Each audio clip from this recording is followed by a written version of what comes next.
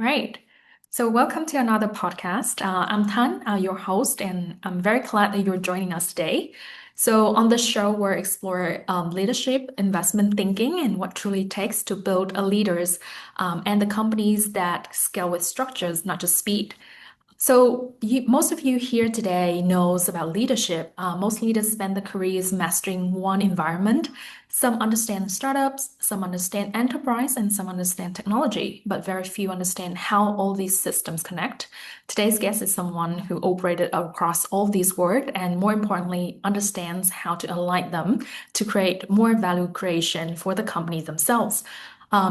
Fayed Yousry has spent over 2 decades working at the intersection of growth, structure, and innovation and execution, helping companies to scale and prepare for long-term exits as well. Fayed, welcome to the show. It's great to have you here with us today. Pleasure is all mine. Yes, It's so great I'm to be very here. excited to unpack how all these different working environments shape your thinking and what leaders can learn operating from them. So let's start at the beginning, Fayed. Your career spanned across startups, enterprise corporations, defense, software development, to name but a few. So please walk us through that path. How does that journey evolved, and how those experiences shape you as a leader today? Well, starting at the very beginning, I'm an engineer by training, an electronics engineer.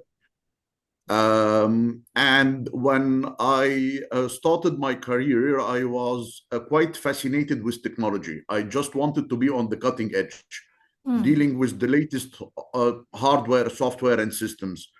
And the defense sector provided such an opportunity.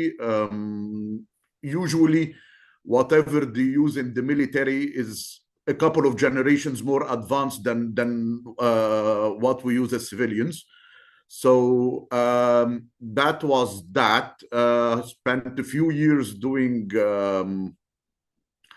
a variety of things that varied from designing satellites for guiding systems like GPS. It was a system called Galileo. Up until the last project I worked on was a battlefield management system with a few projects in the middle, including air to air and air to surface missiles. Um, then I have had enough. So I decided to switch my career to startups. Started with a couple of my own, ENIT and ZWall. Both were in the entertainment slash value-added services industry, or value-added service delivery industry.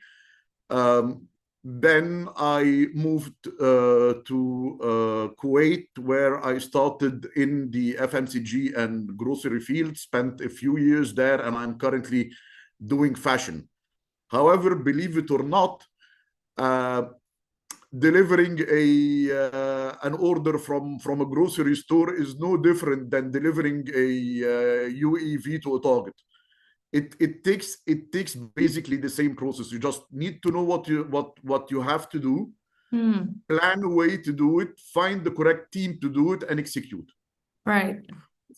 Of course, in the defense fields, being Fortune 500 companies, I was a small gear in a very big machine.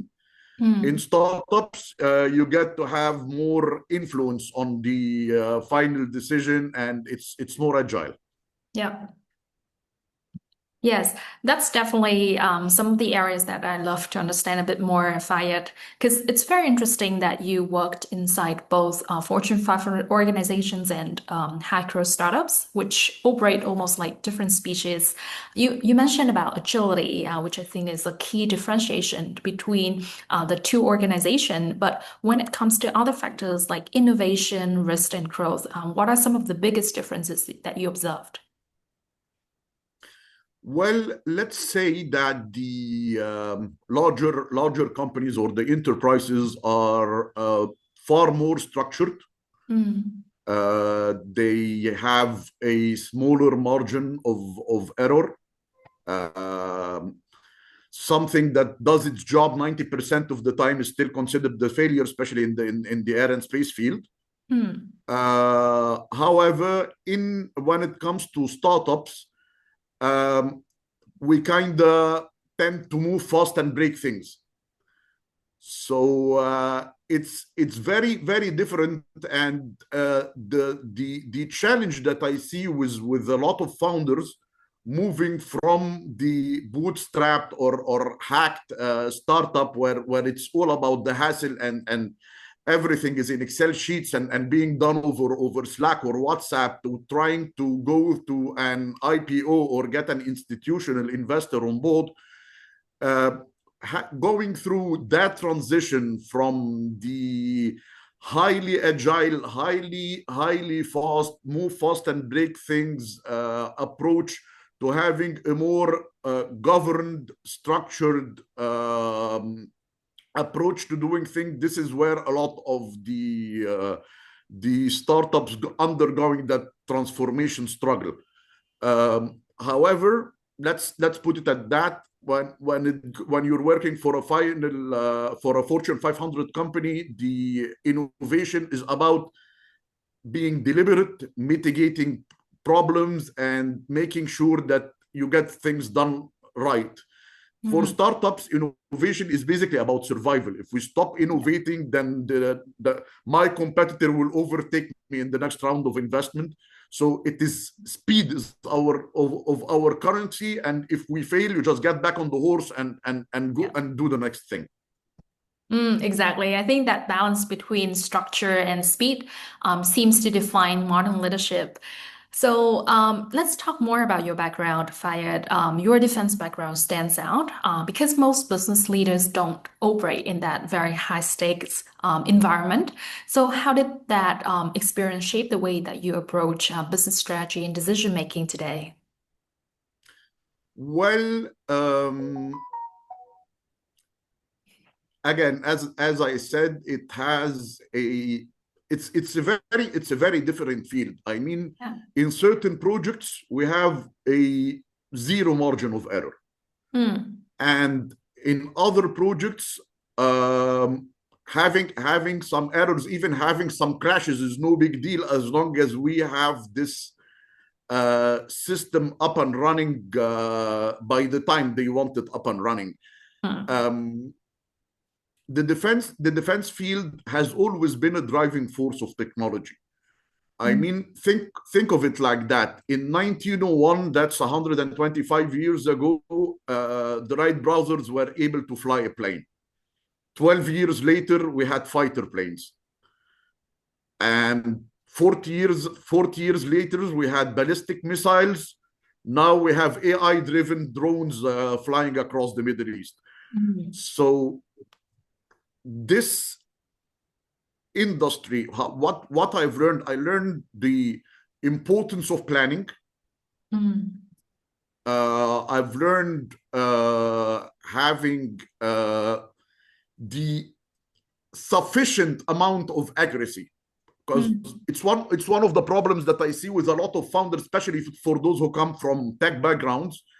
They just want to perfect the technology, and they might lose the business opportunity, or in our case, miss the deadlines just to perfect the technology. And he's trying to fix a non-problem, something that's not really an issue. So I've learned in the defense field, for contingency planning, I always have plans A, B, C, and D. And if it all fails, then we can think of another plan. So that's another thing that you don't really find in the startup environment. People just sprint in the direction they want to go to, and if they stumble and fall, they don't have contingencies. So yeah, that's about it. The importance of technology, the importance of having the correct team and the correct approach, and planning for most contingencies. And in that field, I have dealt with very large multinational teams, I'm sorry, Mm. So that taught me to have like a colleague from India, another from the UK, and the project manager is from Chinese origins. It doesn't matter. Mm. You Yeah. learn to deal with that. Right. Sounds like the level of discipline and the ability to make contingency plan becomes a stabilizing force when everything else becomes uncertain, especially in a startup world where everything is just up and running and you don't know what's next for you tomorrow. So let's circle back a bit, Fayed, because you mentioned something very interesting about leading multinational teams across different cultures and regions. On paper, diversity sounds very powerful, but in execution, it can be very complex as well. So, to you personally, what are some of the biggest challenges in creating alignment across cultural boundaries? Well, it's not a language issue per se. However, different words have different meanings in different cultures. So Hmm. let's say that the meaning of urgency or telling a teammate this is urgent, it has very Hmm. different meaning when you're talking to a guy in Cairo than or Hmm. you're talking to a German, for instance. Yes. When you say quality of engineering, it's a very different approach if you're dealing with Japanese, the Japanese approach for engineering technology Hmm. compared to the German or the American approaches. So Hmm. it's not really the meaning, the definition of the word. It's the sensation or feeling. We're dealing with people. We're not dealing with machines. Hmm. So this is something that one needs to be very very careful and have everything data driven. I mean, it's the math and numbers is the only universal language. Hmm. So if I tell you this is urgent, well, you will interpret the meaning of urgency. If I tell you I want this by 2 p.m. today, then I want this by 2 p.m. today. It's Hmm. clear. And one very important thing is empathy. You don't run a Kuwaiti team like a team that you're running in California. How Hmm. you motivate people is different, Yep. uh, and basically you have to learn the culture. You have to learn how do the rest of your teammates think in order to be able to integrate, all of us integrate into something that is functional Hmm. and efficient. Mm, yes, it's very interesting. I guess cohesion isn't about sameness, it's about empathy, about clarity, and about the shared standards that you build among the team. So let's talk about that. With that systems that you built, Fayed, with a very strong team behind you, how about you making the vision become real? Because a lot of founders dream about IPO as a milestone, but from what I understand, IPO readiness is built years before the actual listing. So what are some of the most common mistakes that founders make when preparing for that level of scale? Well, the first mistake that a lot of startups make is that they don't really know if they want to run the business and own it, Mm, or exit the business one way or another, or go to an IPO. And it's quite a different approach from one objective to the others. And for instance, an exit is a destination for a startup founder. I sell mm, the company and I leave. Halas, it's done. yeah. However, for an IPO, that's not the destination. That's the beginning of a new chapter Mm, with an entirely new setup, and you start with that. Most companies, even those who scale to the IPO, had a huge governance debt that they had to mitigate before or fix before being able to list as an IPO. Most companies wait until they have a Series B investment to hire a CFO. yeah. Wow. And if you move fast enough, you might have your Series B investment, and a year later you have your IPO. Mm, Uh, the and that's a very important thing, the success matrix is different. Mm. I mean, in a startup, I am trying to appease a few investors and keep them happy, provide them with the gross they are looking for. When you go to an IPO and you're a publicly traded company, then the stock value becomes extremely important. PR and showmanship becomes extremely important. Having people believe in the future value is the stock of your stock is the name of the game. Mm. So it's quite different, and the main mistake is usually not having the vision, the matrices, and the governance before thinking of launching an IPO. Mm. Yes. So let's get practical into that, Fayed. From your own experience in startup acceleration, I know this is like a very early stages of many startups, but what are some of the 3 to 5 non-negotiable factors that determine whether a startup scales or stalls?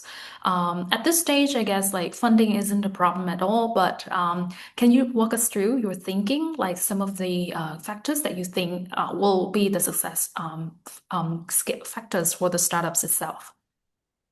Well, that's kind of my day-to-day job. Mm.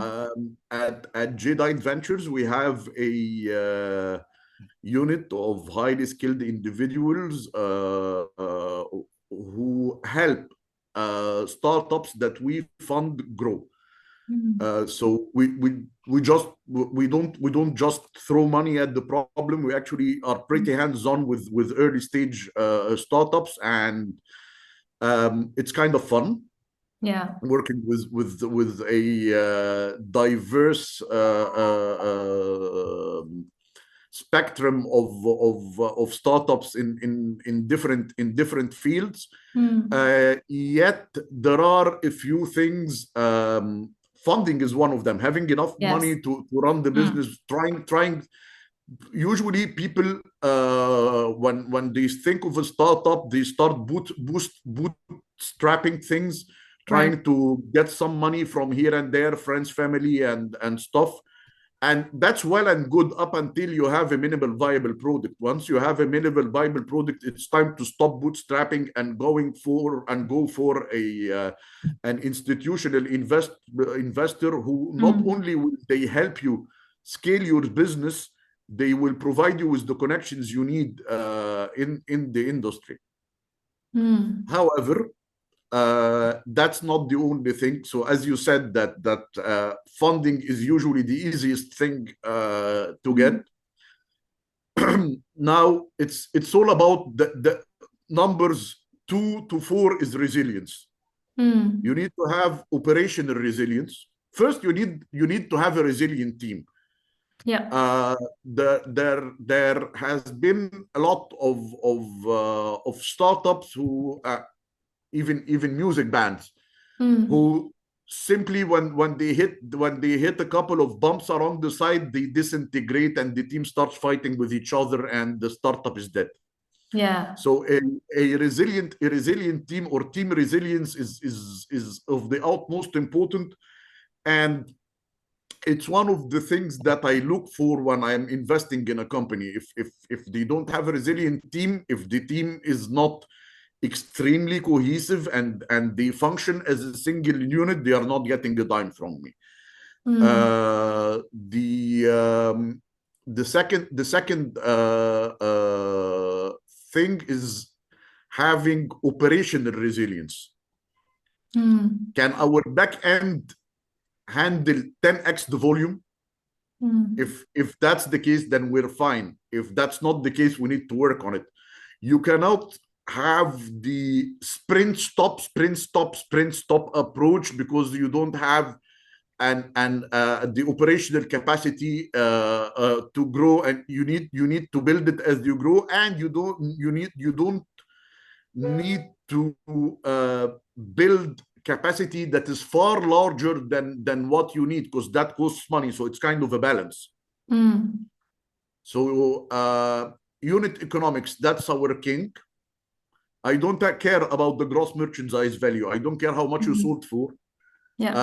But I care for every unit we sell, how much money are we making? And if if this equation is correct, yet our overheads or our marketing expenditure is a bit high because we're starting, then it's no big deal. Yet if your unit economics is not adding up, so you're losing money on every operation or every transaction or every order, then you're not going anywhere unless you're relying on a technological breakthrough that is about to happen.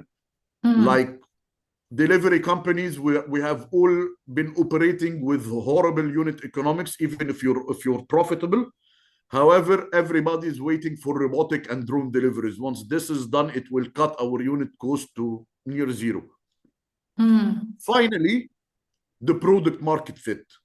Yeah. You can have all the bells and whistles, but if people buy your product and or see your product and it doesn't fit them or they don't like them, then it's over. You will not have retention. Mm. So product market fit, unit economics, operational and founder resilience, these are the four most important things, and then comes the fund. Mm, yes, that's very interesting because everything you're describing, Fayed, keeps coming back to the founder. There's a classic debate in investing. Do you bet on the horse or the jockey, the market idea, or the founder leading it? And in this case, I think the founders are your solution. So I would love to understand more about that thinking. From what you've seen, how often does the founder determine the outcomes? Maybe 100% of the cases. Mm. It's a, I mean, I have met founders who didn't have the correct product market fit Yeah. and the startup crashed. Hell, I have a few startups that crashed myself. Mm. However, the if the founder has the correct mindset and the correct way or the entrepreneurial way to get things running. If it's not the first startup, it might be the second startup, but he will succeed. Yeah. So it is the founder's resilience, and the founder is the person who needs to be able to keep things together, to keep the team together. He's the glue that holds the startup together, especially when it comes to difficult times. Mm. If the founder gives up, then the company is done. Mm.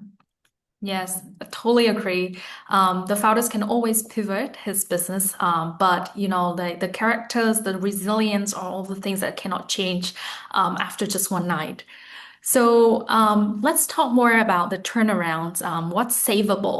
You mentioned that you're drawn to complex challenges, but when evaluating a struggling company or a companies that on the verge of pivot, soft or hard, how do you decide whether it's worth saving or not? Unit economics is the first thing. Then comes if the unit economics is good, or you're positive per transaction, then the business can be saved.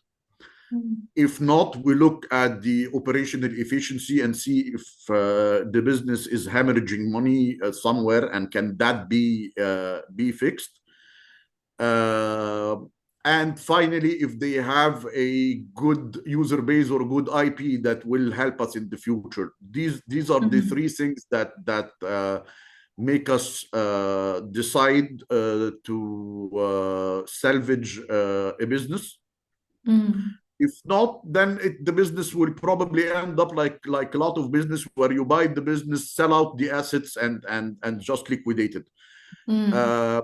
And again, the founders passion and their willingness to undergo the changes, their willingness to change. There is no much resistance to change, is uh, is Mhm. is a factor.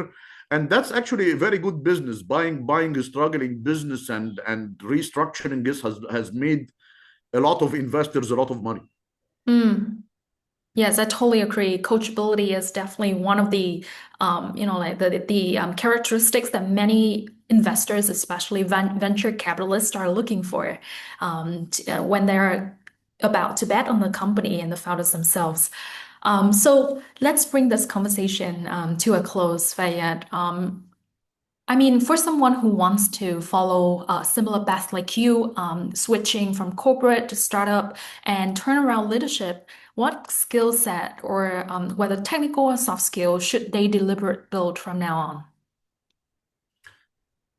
Technical skills, it depends on the kind of startups you want to work on. I Mm, am focused on technology startups and digital transformation. So having a strong technical background uh, helps me a lot, especially when it comes to the uh, BS detection. So if a mm, developer tells me this will take 3 months, I take a look at the code and I tell him that's a 3 day job. It's an wow. API integration. Why do you want to do that?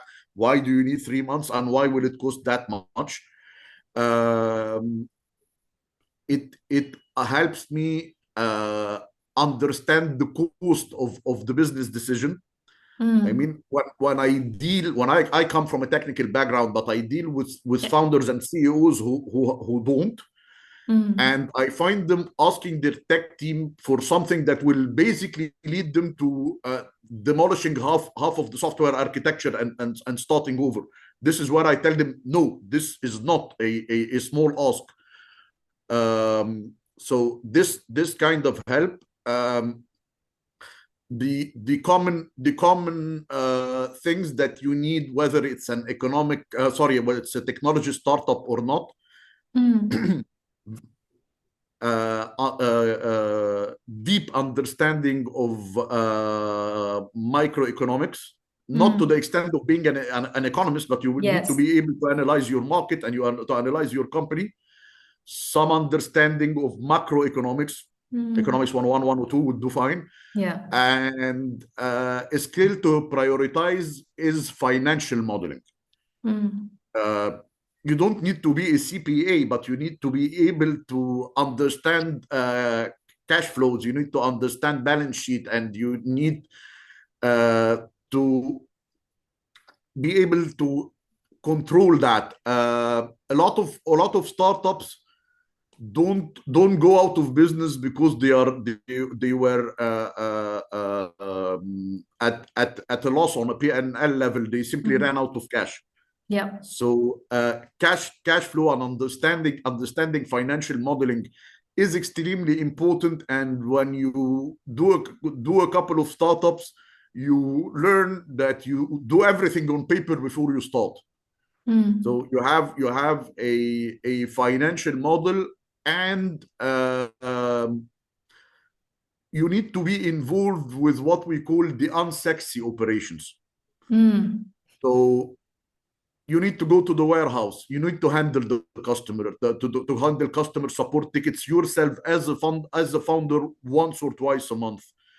You need to be at your warehouse with your operation team a couple of times a month. You need to be with the production team a few times a mm, month. It's not all the glorious meaty product meetings where yes. we think about how we're going to change the future. We need to Mm, be part of the team and see how the Oompa Loompas downstairs are getting things up and running, and what the problems they are facing and how we can help them. At least this will help you. One of the problems, especially when the company gets bigger, I mean, if you're a 5-6 person startup, then naturally the founder is doing that, or mm, the CEO is doing that. When it grows to a few hundred people, some lose that connection with the operations on the ground. yeah. And the moment that happens, things starts to break, because when the only source of information you have as the decision maker is a Mm, few reports and right. and some and some matrices, you might easily lose sight of something that's important. Yes. especially if your only metrics is P&L. I Mm. mean, I don't believe, though I work for an investment company, I personally I don't believe that profit should be our only KPI. Mm. When we have profit as our only API, we have disasters like the Fayed, like Fort Pinto, or the 737 crashing a few years ago. They focused on the P&L a little bit too much. They wanted to get the product on in the market as fast as possible, Mm. and they lost sight of quality. Sometimes we lose sight of our environmental impact, or our social impact. Mm. And with the emergence of technology, and how artificial intelligence, and how technology is progressing really fast. I mean, I have been in the field for 20 years. I never had to study that much like I do now. Mm. Um, we can easily lose focus on our environmental and social impact, and we end up asking or having to have ESG, or environmental and social governance.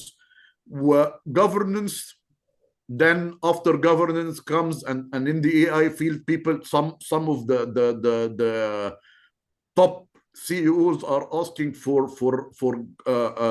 government regulations, Mm.